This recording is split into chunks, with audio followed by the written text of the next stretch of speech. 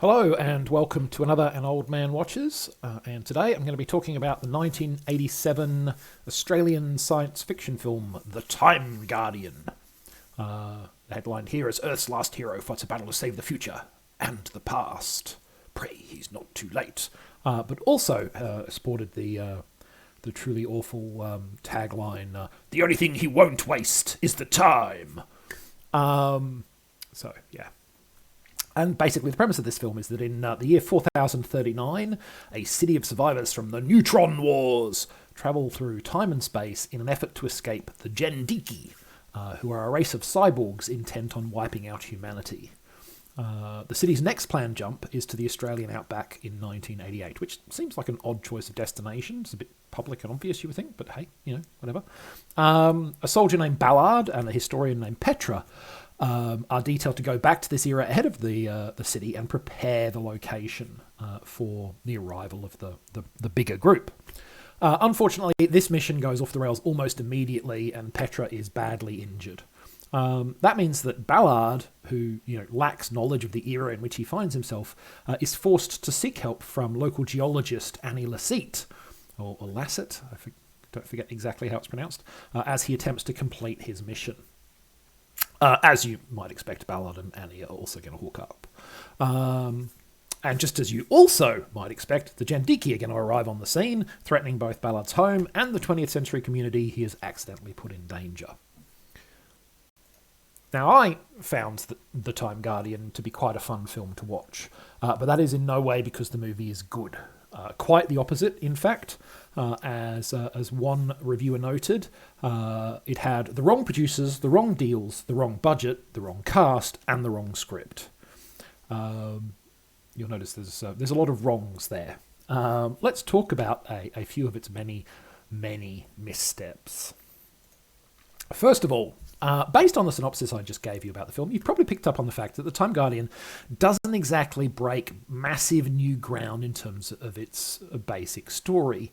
The three elements of warrior from the future, cybernetic menace, and romance of the 20th century woman obviously bear a striking resemblance to a certain other science fiction film from the mid-80s, and it's hard to imagine that audiences would have been too confused by the premise. And it's not like the script delivers a lot of extra nuance and complexity to the basic futuristic fish out of water must battle deadly cyborgs formula. So yeah, it's not a complex movie. But just in case you are confused, the film makes doubly or even triply sure that even the slowest of audience members will not be left behind. It provides an opening text scroll summarising the plot, a voiceover narration summarising the plot, and then a whole host of in-character exposition summarising the plot. This is a city that travels through time and space, and it is threatened by cyborgs. Ballard must save it. This is a city that travels through time and space. It is threatened by cyborgs. Ballard must... Well, you get the idea. This belabouring of the information doesn't make the film any more entertaining, nor does it really make it any easier to follow, because it wasn't hard to begin with, but it is ham-fisted and clumsy, so at least the film starts as it means to go on. Okay. Secondly, it says something that despite the fact that this is a 1980s science fiction film that completely wastes the presence of Carrie Fisher in the cast, that is not the worst casting decision they made. That dubious honour instead goes to the selection of Tom Burlinson in the lead role of Ballard. Now, I can understand that as an Australian production, the filmmakers may have wanted an Australian lead. Ballard's lead role in the 1982 film The Man from Snowy River, though some years in the past by then, did mean he had some international recognisability. Unfortunately, it is safe to say that rarely has an actor been less suited for a role. During marketing before the film came out, Burlinson said, "I've never played a role like this before, and good grief is that obvious." Every hackneyed movie tough guy line he utters sounds utterly false and forced.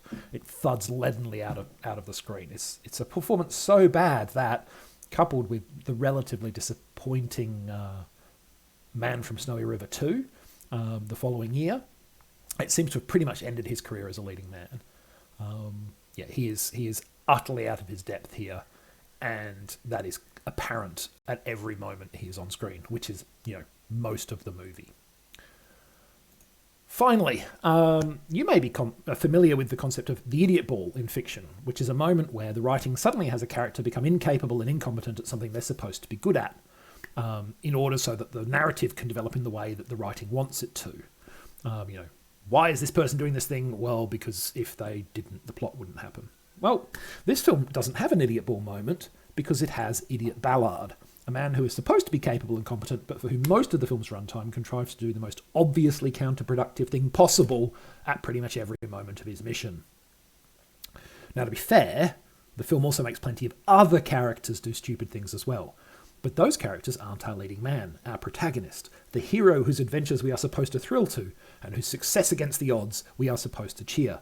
It's difficult to do that when those odds are almost entirely his own darn fault. Ballard is a numpty. And yeah, it's very hard to care about what's going on when he is so bad at what he's doing. So that's The Time Guardian. A failure on pretty much every front, but still a movie that entertained me because, frankly, I was watching it with friends and we were having a great time taking the mickey out of how terrible it was. Next time, another film where the leading man is cast somewhat against type, but one where that decision was far more successful, the 1947 Western Angel and the Bad Man. But that's next time. So until then, thanks for watching this one. Hope you enjoyed it.